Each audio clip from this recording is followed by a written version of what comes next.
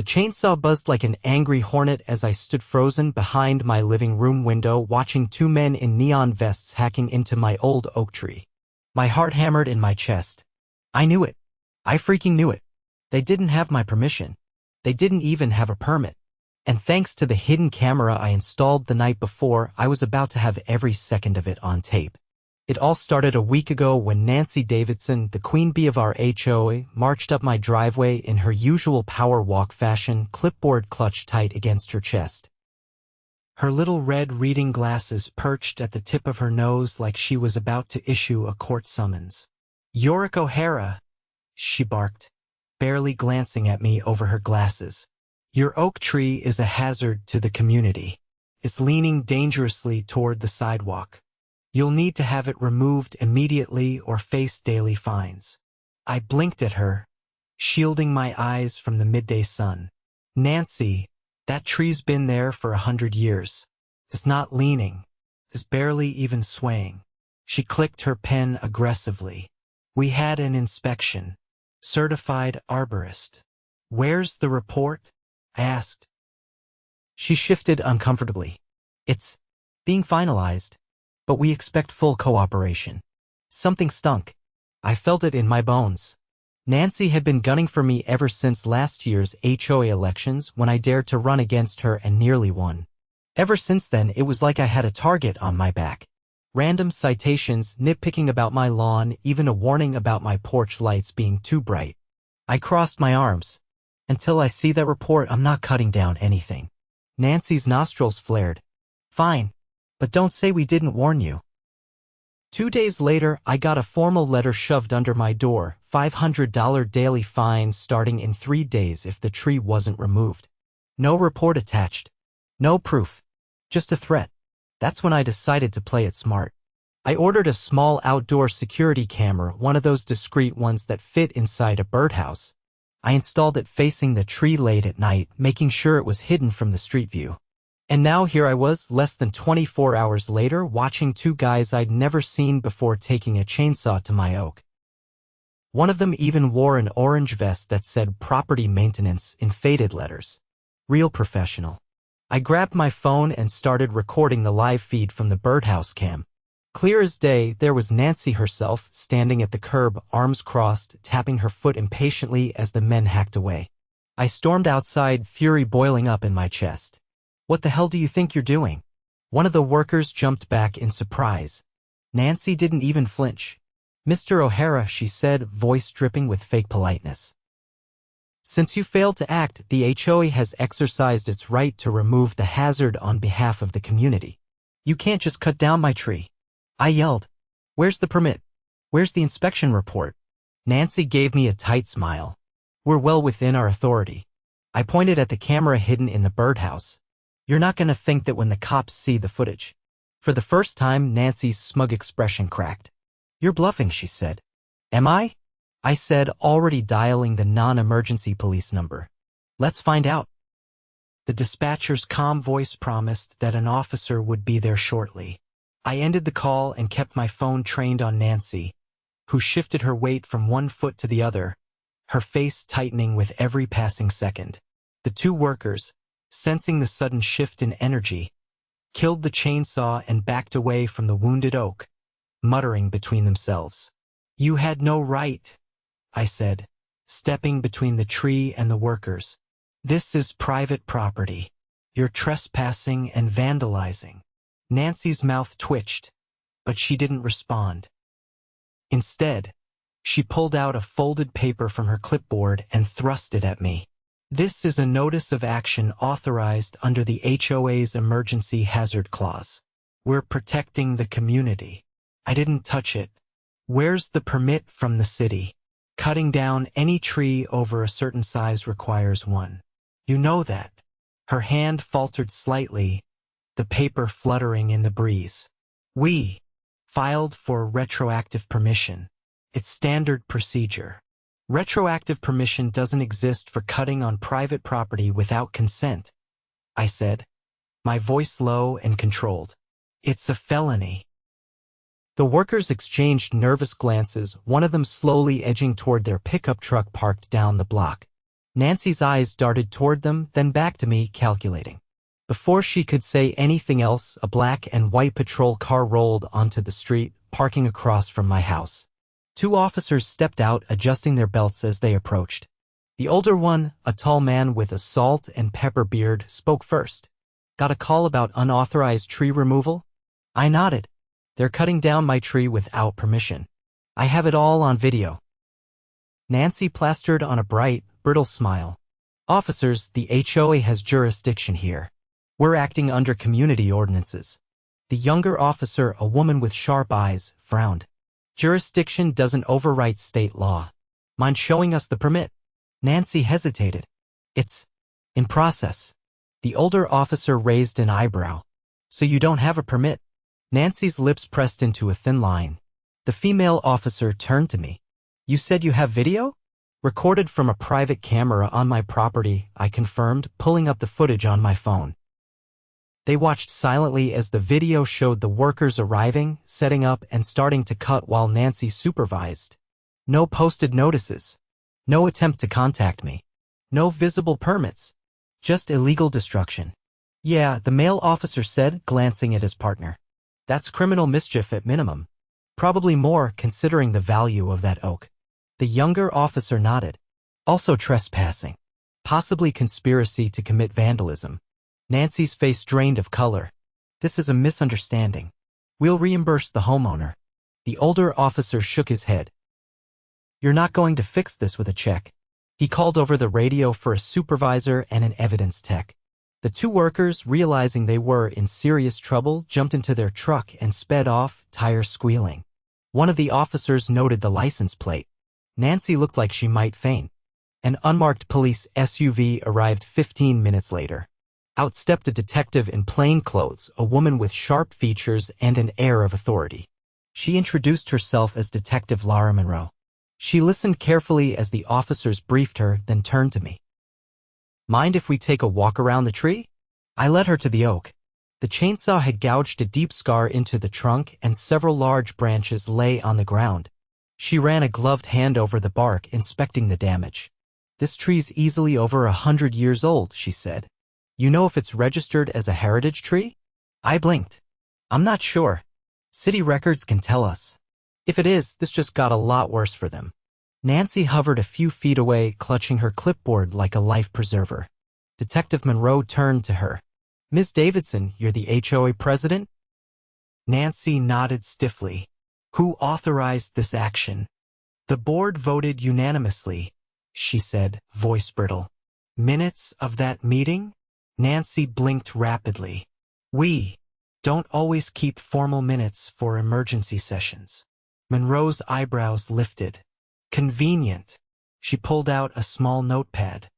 Here's what's happening, Monroe said. We're opening a criminal investigation.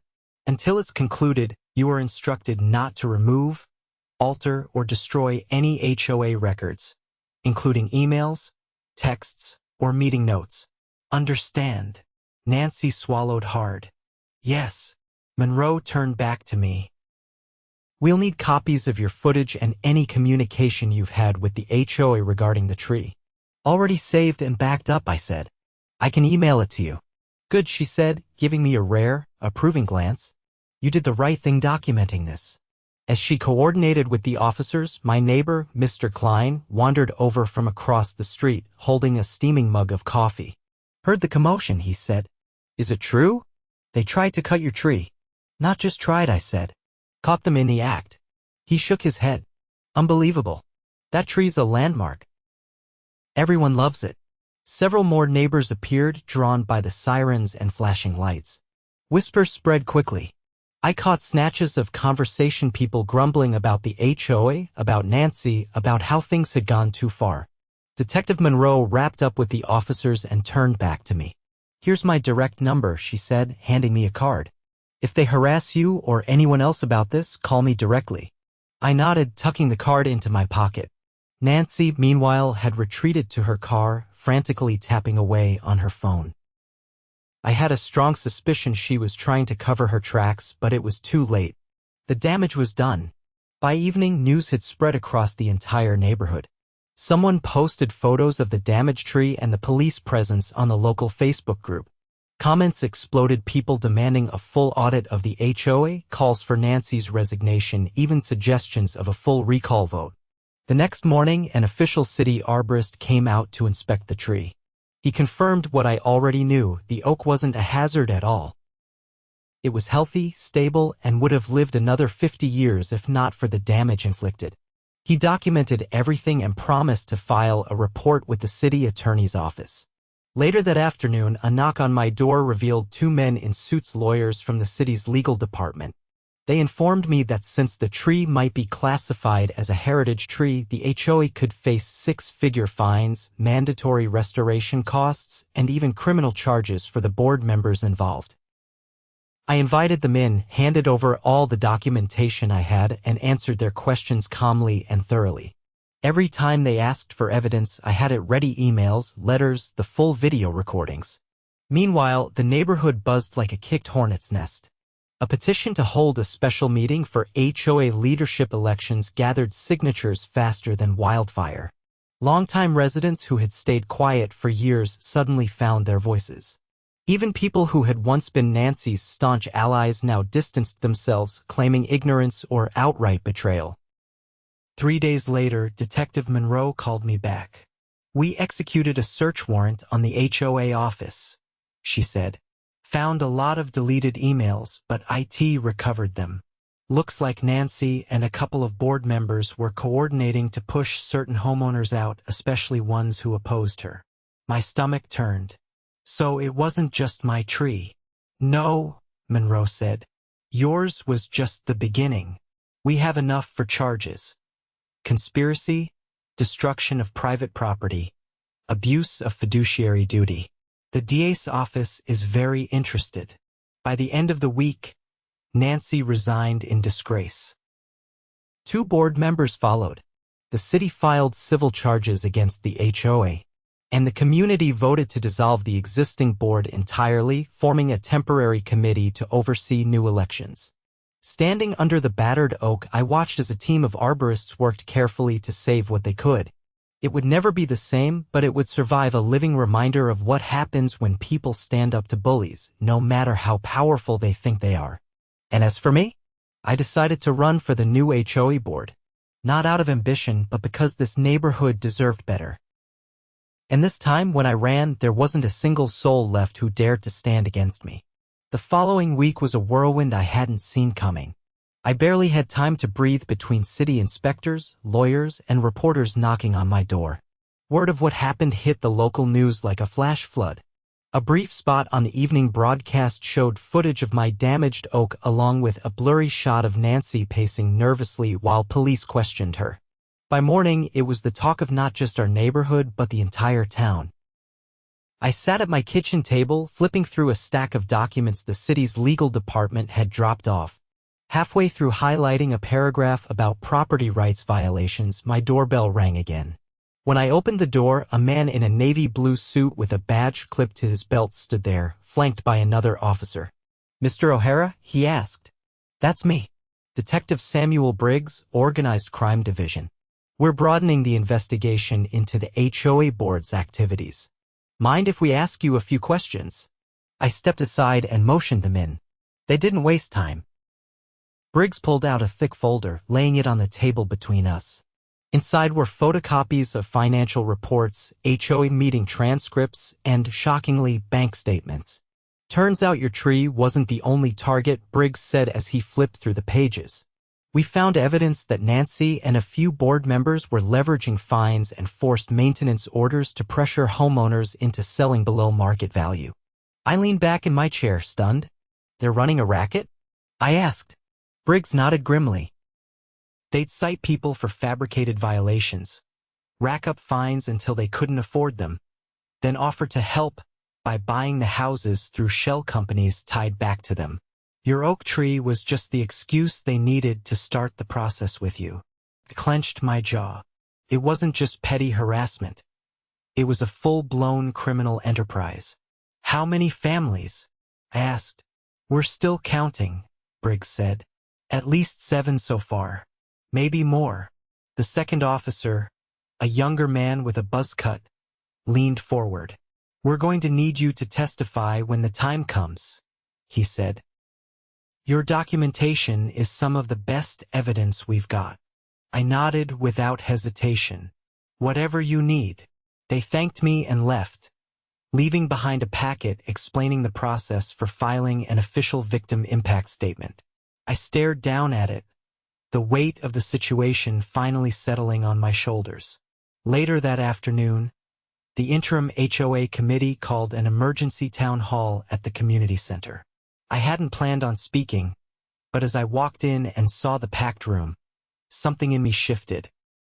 Neighbors who normally kept to themselves sat shoulder to shoulder, murmuring anxiously. At the front, a folding table held a battered microphone and a stack of papers. The interim committee members, a ragtag group of volunteers, looked overwhelmed but determined. One of them, a wiry retired firefighter named Pete Morales, tapped the mic. "Thank you all for coming. We know things have been crazy lately," he said. "We're here tonight to address the investigation and the future of our community." He paused, scanning the room. His gaze landed on me. "Yorick, would you mind coming up?" A few scattered claps broke out as I made my way to the front. I hadn't prepared anything, but as I stood there, looking out at my neighbors, words came naturally. "I know a lot of you are angry," I began. "You should be.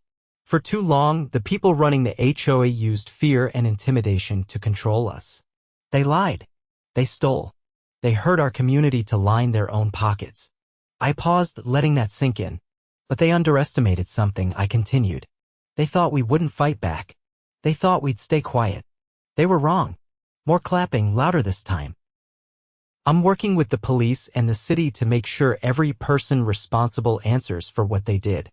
And I'm running to be part of the new HOA board not because I want power, but because I want to make sure this never happens again." The applause was deafening. After the meeting, dozens of neighbors came up to shake my hand, pat me on the back, or offer their help. A real sense of solidarity buzzed through the air, something we hadn't felt in years. The interim committee quickly set a date for the new elections. Flyers went up on every community board and telephone pole. Pete announced that there would be open nominations, full transparency, and mandatory audits of all HOA activities moving forward. Meanwhile, Detective Briggs kept me updated. The investigation dug up even more dirt. Phony maintenance companies owned by friends of the board, kickbacks disguised as consulting fees, and secret meetings at a country club across town where they plotted their next moves. One evening, as I was sorting through campaign materials at my dining table, Briggs called again. "We've got an indictment ready," he said. "Nancy Davidson and 2 other board members are being charged with racketeering, conspiracy to commit fraud, and multiple counts of property destruction." I let out a slow breath. "Good," I said. "They deserve every second." "They'll be arrested tomorrow morning," Briggs added. "Just a heads up. There'll probably be media around." Sure enough, the next day, my neighborhood looked like a movie set. News vans lined the streets. Reporters jostled for space as officers in plain clothes led Nancy and her cronies out of their homes in handcuffs. Nancy wore a stiff blazer and heels, trying to maintain dignity, but there was no mistaking the hollow look in her eyes. The footage aired that night, and the community celebrated in a way I hadn't seen before. Kids drew chalk murals of oak trees on the sidewalks. Families hung green ribbons from their porches as a symbol of resilience. Someone even organized a block party, complete with a local band and food trucks. At the party, Pete pulled me aside. "Never thought I'd see the day," he said, holding out a cold lemonade. "Neither did I admitted, clinking my cup against his. "You ready for the election?" he asked. "As ready as I'll ever be." Election day came, and the turnout shattered every previous record. Voting booths lined the community center, and volunteers in bright vests guided residents through the process with cheerful efficiency. When the results were announced that evening, I stood on the small stage next to the other candidates, heart pounding. Pete stepped up to the mic, grinning ear to ear. "Your new HOA board, elected by overwhelming majority. Yorick O'Hara, Maria Sanchez, and Daniel Kim. The crowd erupted in cheers. I shook hands with Maria and Daniel, both of whom I knew as hardworking, honest neighbors. Together, we raised our joined hands high. The first order of business for the new board was drafting a new charter. We built in strict transparency measures, open meetings, financial disclosures, and third-party audits every quarter. We established a community forum where residents could voice concerns directly. We even rewrote the violation process to ensure fairness and appeal rights. No more secret fines. No more backroom deals. No more intimidation. A few weeks later, I stood once again under the scarred oak tree. The arborists had done their best. The tree, though wounded, stood strong, its branches stretching stubbornly toward the sky. A plaque had been installed at its base, funded by community donations. It read, "The Liberty Oak, a symbol of resilience, unity, and the power of standing together." I ran my hand over the cool metal and looked around at the faces of my neighbors gathering for the dedication ceremony. Faces full of hope, determination, and pride. We had been tested. We had been pushed to the brink. But we had fought back, and we had won. By the time the newly elected board settled into place, the full extent of the damage the old regime had caused started to emerge like rot beneath a painted wall. The more we dug into the records, the uglier it got. One crisp Saturday morning, Daniel, Maria, and I gathered in the makeshift office set up in the old community clubhouse. The air was sharp with the scent of fresh paint and new beginnings. Boxes of confiscated HOA records sat stacked against the walls, waiting to be sorted and cataloged. Maria flipped open a thick ledger and frowned. "This doesn't match up. Look, thousands in community improvement fees, but nothing was ever improved." Daniel traced a finger down the page. Same names popping up over and over again for the vendors. All shell companies. I leaned over the table. "We need to send this to Detective Monroe. If we sit on it, we're no better than they were." Maria nodded, pulling out her phone. She called Monroe directly, setting up a meeting for later that afternoon. At the station, Detective Monroe led us into a conference room with a single long table and glass walls that made everything feel exposed. She wore a dark blazer today, and her face was set in a grim line. "You did the right thing bringing this," she said, flipping through the ledgers we'd brought. "We already suspected money laundering, but this confirms it." She pulled a folder from the pile and laid it open. Inside were surveillance photos: Nancy Davidson meeting with a man I recognized from a few community events. He had always presented himself as a landscaping consultant, but in the photos he was handing Nancy a thick envelope behind a dumpster at a strip mall. "That's Michael Trent," Monroe said. "He owns 3 of the shell companies. Or at least he did. We arrested him yesterday." Maria leaned forward. "How deep does it go?" Monroe's eyes were hard. "Deep. Federal investigators are taking over. The HOA was being used as a front for larger fraud operations. Mortgage fraud, insurance scams, even kickbacks for fake maintenance contracts." Daniel let out a low whistle. "No wonder they were so desperate to control everything." Monroe closed the folder and looked at us. "You 3 might be called as witnesses when this goes to court. Be ready." Leaving the station, I felt the weight of it settle into my bones. It wasn't just about a tree anymore. We had stumbled into something massive, something that would ripple far beyond our little neighborhood. Back home, the community buzzed with cautious energy. Word had spread about the deeper charges, and for the first time in years, people seemed willing to talk to each other beyond polite nods at the mailbox. That evening, we hosted a community potluck on the stretch of green space next to the clubhouse. Long folding tables sagged under the weight of casseroles, pies, and homemade lemonade. Kids raced around with chalk and bubbles, their laughter cutting through the lingering tension like a knife through fog. I stood near the grill, flipping burgers, when Pete Morales approached, 2 paper plates balanced in his hands. "You hear about the federal charges?" he asked, setting a plate down beside me. Yeah, I said, handing him a spatula. Never thought I'd see the FBI interested in our HOA. He chuckled, shaking his head. You know, for years, we all thought it was normal. Little fees here and there. Petty rules.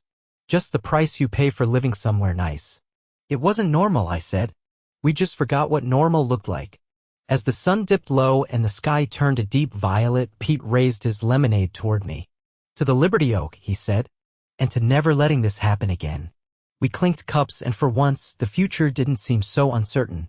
A few weeks later, subpoenas were issued to former board members, including Nancy.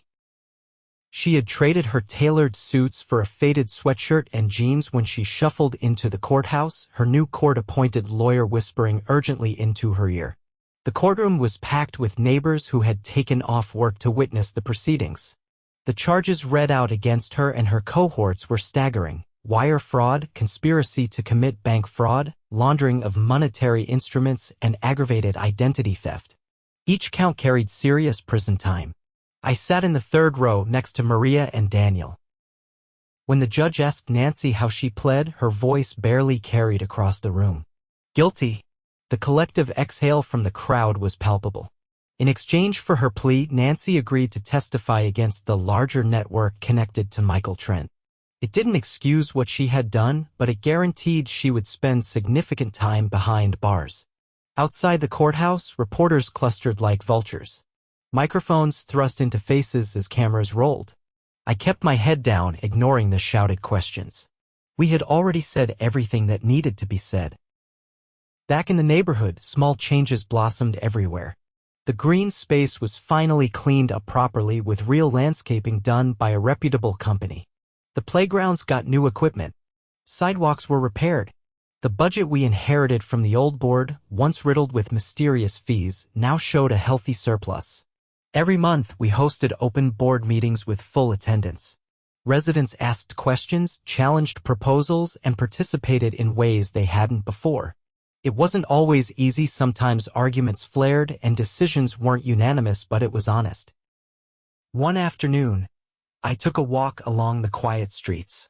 The Liberty Oak stood tall at the center of the green, its once mangled branches carefully braced and treated by arborists. New shoots of bright green leaves unfurled toward the sunlight. Beneath it, the plaque gleamed under the clear blue sky. As I approached, I saw a small group of kids gathered around the tree, their backpacks tossed onto the grass. They were sketching pictures of the oak, their crayons and pencils scratching across paper. One of the kids, a girl with curly hair and a bright yellow jacket, looked up at me. "Is it true this tree saved the neighborhood?" she asked. I crouched down beside them. "It's true," I said. "But it wasn't just the tree. It was all of us standing together." She grinned, turning back to her drawing with renewed determination. The others did the same, a flurry of creativity under the spreading branches. Standing up, I slipped my hands into my pockets and watched them for a moment longer. It was in the small things, the laughter of children, the chatter of neighbors, the simple act of sharing a public space without fear, that the true victory revealed itself. Our neighborhood wasn't perfect. It never would be, but it was ours again, and this time we were keeping it.